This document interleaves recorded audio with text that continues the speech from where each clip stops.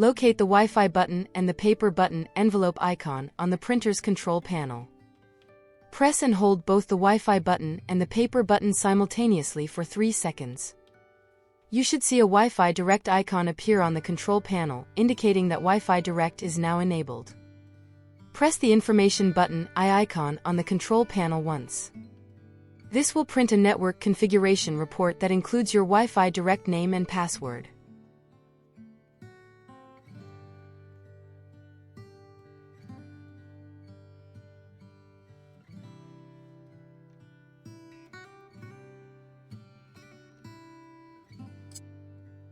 Connect your Windows device to the printer's Wi-Fi Direct network. Open the Wi-Fi settings on your Windows device. This can usually be found by clicking on the network icon in the system tray or searching for a Wi-Fi settings in the Start menu.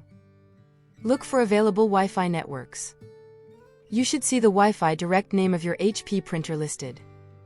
Select the printer's Wi-Fi Direct network name and enter the password you noted down earlier. Follow the on-screen instructions to establish the connection. Your Windows device should now be connected to the printer's Wi-Fi Direct network.